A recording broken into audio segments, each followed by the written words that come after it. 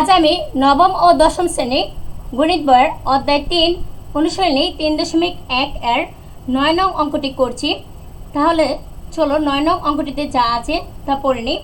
৯ নং অঙ্কটিতে দেখো রয়েছে a + b + c = 9 এবং ab + bc + ca = 31 হলে a² + b² + c² এর মান নির্ণয় করো।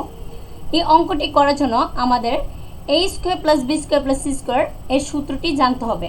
তাহলে আমরা দেখো জানি a² + b² + c² = a + b + c whole square minus 2 * ab + bc + ca।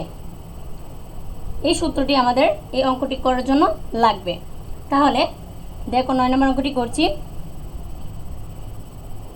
৯ নম্বরে আছে দেখো দেওয়া আছে, আমরা প্রথমে লিখব দেওয়া আছে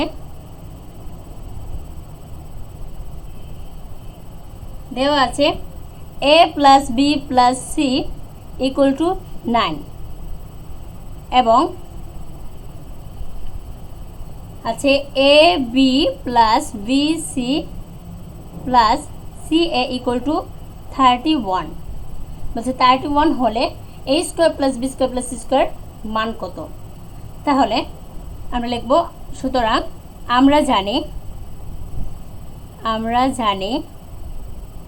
কি জানি আমরা যে a² + b² + c² = a + b + c whole square minus 2 * ab + bc + ca।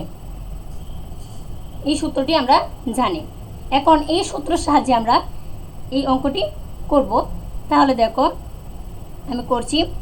দেখো a + b + c এর মান দেওয়া আছে 9।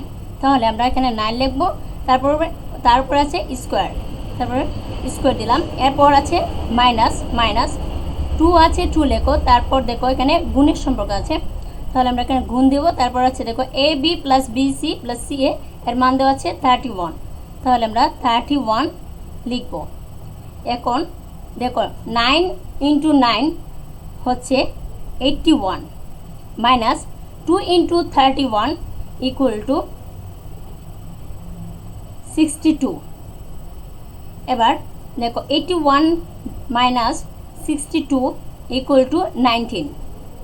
কত হয়? 19। তাহলে এখানে আমরা কি লিখব? নির্ণয়ের মান। সুতরাং নির্ণয়ের মান 19। কত? 19। এটা হচ্ছে আমাদের এই 9 নম্বর প্রশ্নটির উত্তর। আশা করি তোমরা এটা বুঝতে পেরেছো। আজ এই পর্যন্তই, বিদায়। পরবর্তী ক্লাসে আবার দেখা হবে।